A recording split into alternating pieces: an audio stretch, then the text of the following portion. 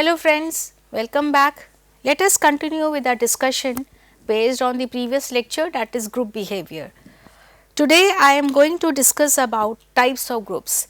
In our previous discussion I have talked about meaning, definition, why people join groups based on some theoretical foundations and how the group develops with some important approaches.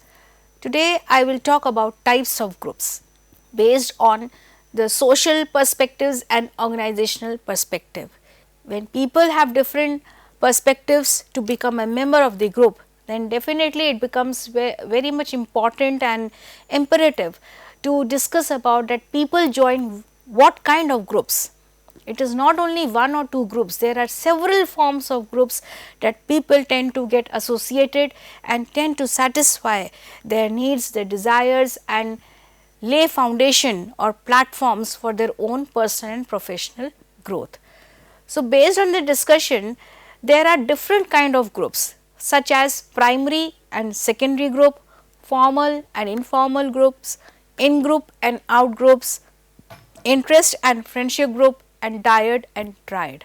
Every group has its own limitations, every type has its own significance based on the purpose of an individual, that why he or she wants to join a particular group, and every group, every type of group has its own functions based on its significance. So, let us start our discussion with the first type, that is primary and secondary group.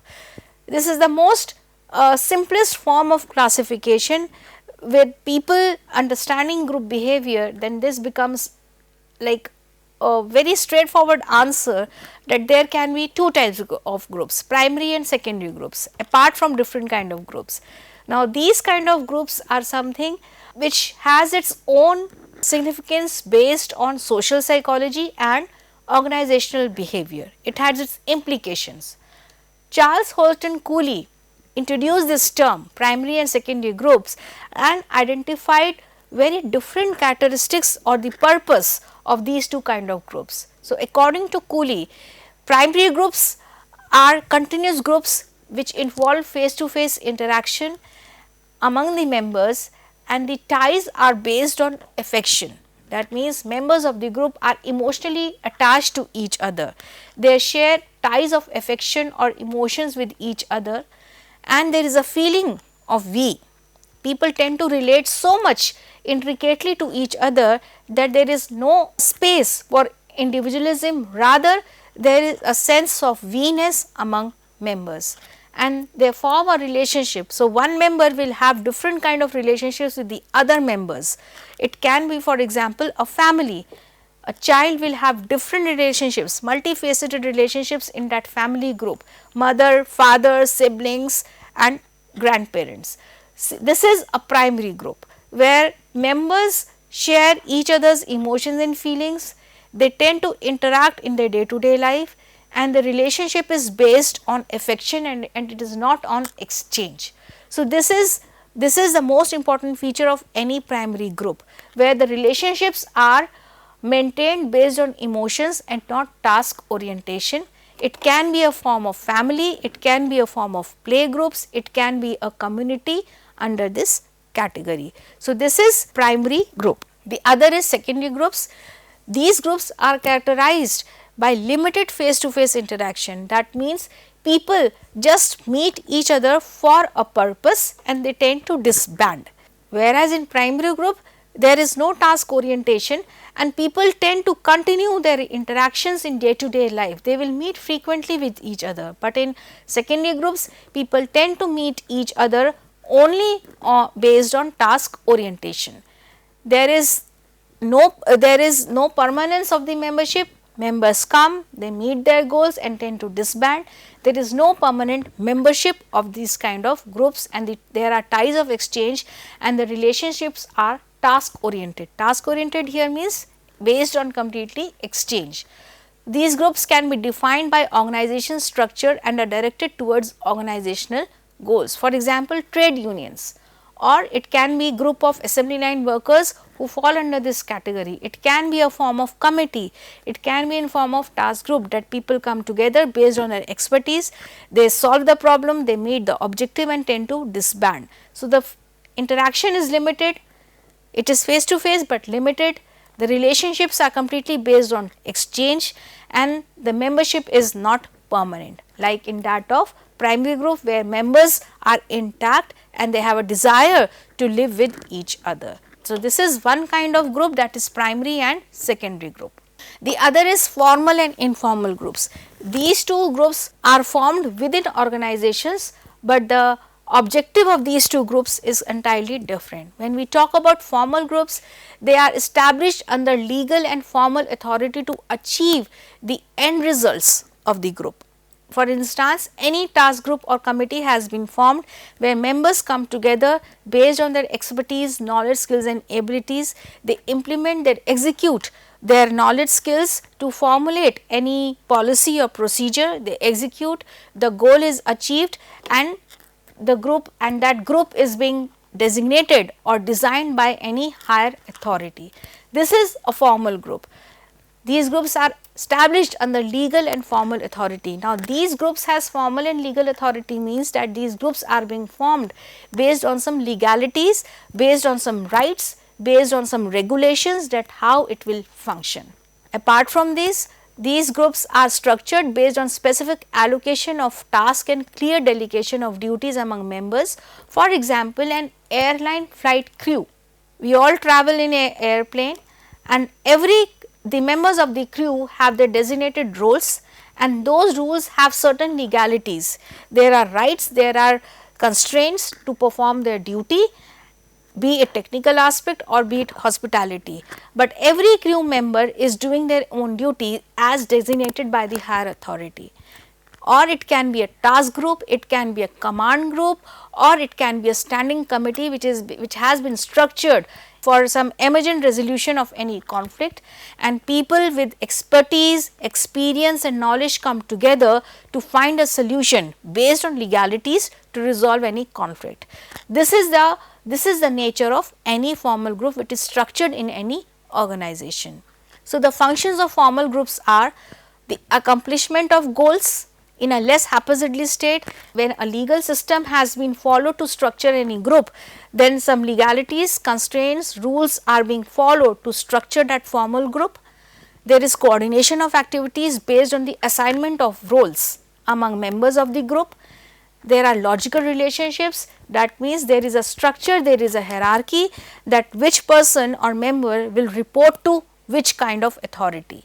This makes the whole process channelized and less haphazard, and moreover there is group cohesiveness as a result of common objectives. For instance, any ad hoc committee which is constituted for some emergent resolution of any conflict, then all the members come together with some cohesiveness to resolve the conflict, not to increase the conflict. This is the hidden agenda or desire of the group members, that the conflict should be resolved. It can be any commanding groups, it can be any task group. When members come together to provide some feedback to the performance of the employees or to resolve any conflict, then they have a common objective, that is cohesiveness, and they conform to the norms of that groups, that under what circumstances the group has been formed and how the members who are coming together have to function to resolve any issue or form any policy or procedure. So, the functions of formal groups are accomplishment of groups, coordination of activities, logical relationships, group cohesiveness and conformity. Next comes the informal groups. These groups are formed naturally among people, and the management do not have any control on the formation of these kind of informal groups, because members come together, they interact, members interact with each other irrespective of their designation in their departments or across the departments, and they tend to maintain interrelationships based on physical or spatial or geographical proximity and based on common interest. So, the idea of understanding informal group is that even at workplaces people come together to fulfill their social or psychological needs, and it helps a person to vent out their frustrations and share their emotional feelings or problems that they encounter at workplaces. Now, these groups can be in form of play groups, it can be in form of peer groups or any social club, where people tend to unleash their talents, they unleash their creativity, and they finally fulfill their social needs. So, these are the informal groups in any organization. Types of informal groups. Now, it is not only about types of formal groups, informal groups in organizations also have different forms, how people tend to interact informally with each other. So, members tend to interact with each other at different levels. They are horizontal cliques, vertical cliques and random groups. Now, clique here means a small group which is formed within a group itself. Maybe there is a group of or any specific department in any company or organization, it has 20 members.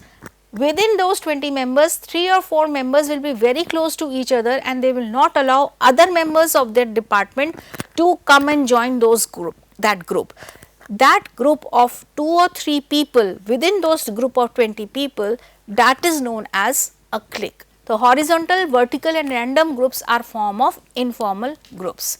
So, this classification was given by Dalton in 1951, which are horizontal cliques. These encompass members who operate at the same level within the same area. For instance, maybe at the first floor in a particular office, members would interact informally within that area itself. There is physical proximity. At the same time, they are in the same department or in same organization and they tend to interact with each other at the same level. Maybe even the designation is same, maybe the middle level managers. This is a horizontal clique. The other is the vertical clique. This encompasses individuals from different levels within a given area or department. Maybe people come together informally in a similar department from different hierarchies. Even the vice president can also meet and interact informally with the middle level managers or vice versa. So, this is vertical clique. The members may be superior or subordinate, but they maintain an informal relationship, they interact with each another to meet their goals and at the same time to look for some new opportunities.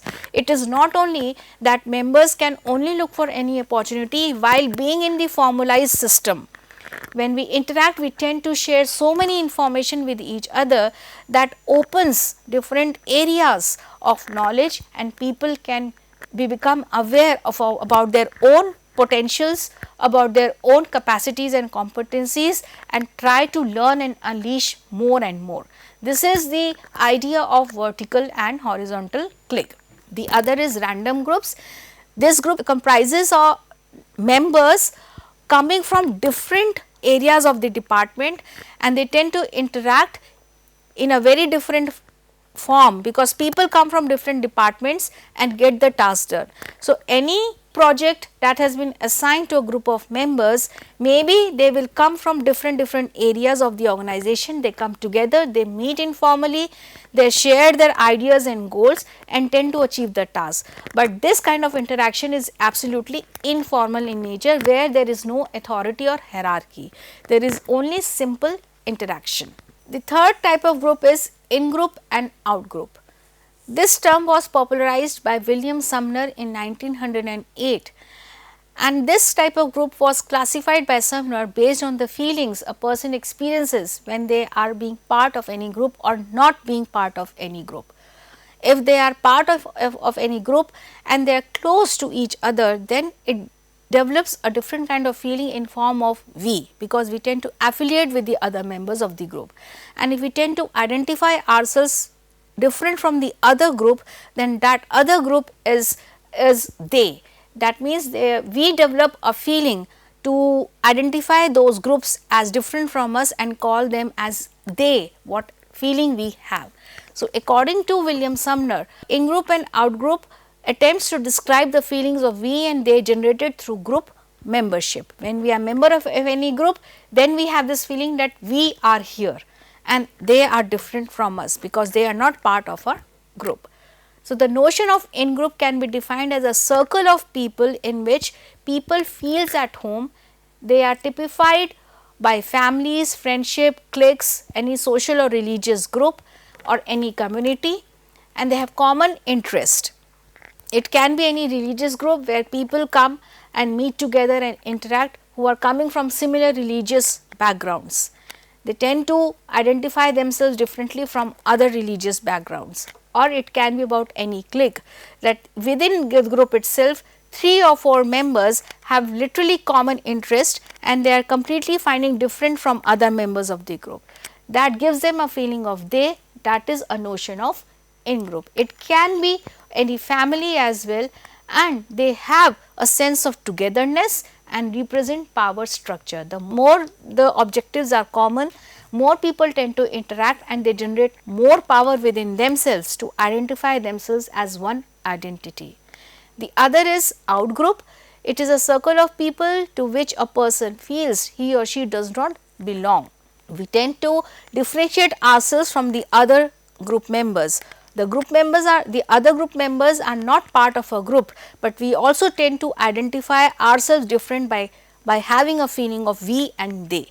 For instance, to rich, the outgroup is the middle class, because based on the financial standing of the rich people and middle class people, they tend to discriminate themselves, classify themselves and more superior than the middle class, and there is a feeling of we and they.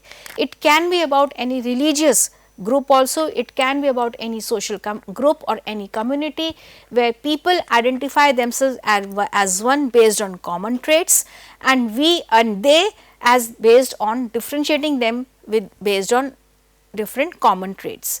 This is the difference between in group and out group. The other is dyad and triad. As the term implies, dyad means 2 and triad is 3 or more than 3. This classification of group is based on the size of the group, based on the membership of the groups or members of the group any group has. If we are talking about dyad, it talks about a 2-person group, not 3, not 4, only 2-person group, and triad is 3 or more than 3 persons group. So, the very existence of a dyad depends on the participation of members, and if one member withdraws, definitely the group tends to disband. This is so obvious, and it has its own limitations, that there is no mediator. If 2 people in a dyad are experiencing conflict with each other, then there is no mediator, because there is no third member who can act as a mediator, and there is no mediator who can reconcile the conflicts between the two.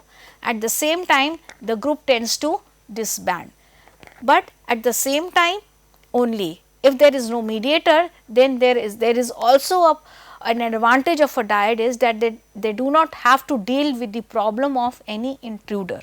No third person or third party would intervene in the functionality of the dyad, and they are more comfortable in working all together.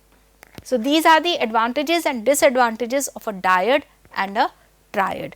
In dyad, there is no problem of intruders, whereas it is a problem of mediator, that who will resolve or reconcile the conflict. Whereas triad is a group which survives with the loss of member. If there are 3 or more than 3 members in a group, even one member who withdraws from the membership of the triad, 2 people or members can make the group functional to a larger extent. But at the same time, there is possibility of majority, minority and even coalitions. Coalitions means people tend to collaborate at different levels. So, there can be majority, there can be a minority and there can be coalitions, and prevent triad from becoming non-functional, because 1 or 2 members are there who will make the group functional, not like in dyad, that if one member withdraws, the group becomes absolutely non-functional. But in triad, even if one member leaves the group, the other members can make the group highly function, form new relationships and maintain the solidarity among the members. So, this is the advantages and disadvantages of dyad and triad. If any conflict arises, then definitely in any triad conflict can be reconciled, while the third or the fourth member can be the mediator. The other is interest and friendship group. These are also a form of informal groups, but people in form of employees band together to attain a specific objective or for a better employee evaluation process, for example, a labor union. Now, this is the difference between friendship and interest group. Any employee will join any group of his interest while not satisfying his own personal interest at workplaces, but also contributing to the organization. For example, any trade union. For implementation of any specific policy, employees can come together and form union because it is betterment for the employees, and it forms a interest group. Or assembly line workers can come together and comes before the management for improving the working conditions. Now, this is a interest group where members come together for the betterment of their working environment or for the better evaluation of the working environment, and that is of interest in not of the management, but for the interest of the assembly line workers. This is the major characteristics of any interest group. Whereas, a friendship group is a group of people who have come together because they share common ideas, interest, they have similarities and see each other outside the organization. It is not only restricted to interest group, but friendship groups are the one irrespective any member coming from any department or any hierarchy, but people tend to meet together because they share some common opinions, views and ideas, and they share that opinion or idea outside the department. It has no relation with any formal structure, but how they share their opinion, that makes two people friends in any organization. So, these are the characteristics of interest and friendship groups. So, the functions of informal groups are that it gratifies the need for affiliation, that is, people tend to solicit more support and companionship from each other irrespective that they are coming from any department or hierarchy. Informal groups are means of developing, enhancing or confirming a sense of identity and maintaining self-esteem. The more we identify ourselves with the other members having common attitudes and beliefs and interests, the more our self-esteem enhances, because we tend to identify themselves and it gains confidence that people have the same interest the way I have, and it makes some meaning or essence to what you tend to think about the whole world. It is also a means of increasing security and sense of power for coping external threats and dangers, because standing all alone is not possible to face, will not enable a person to face all the threats and dangers. Every person requires some kind of psychological support to face all these threats and dangers. And most importantly, informal groups are a strong means of communication between superordinates and subordinates, so as to maintain communication and share ideas, beliefs, opinions and emotions. So, these are the different kinds of groups that I have discussed with you. Next, I will talk about the structural properties of the groups, that how the group functions based on roles, norms and other functions, that is conformity or cohesiveness. I will discuss in the next lecture. Thank you so much.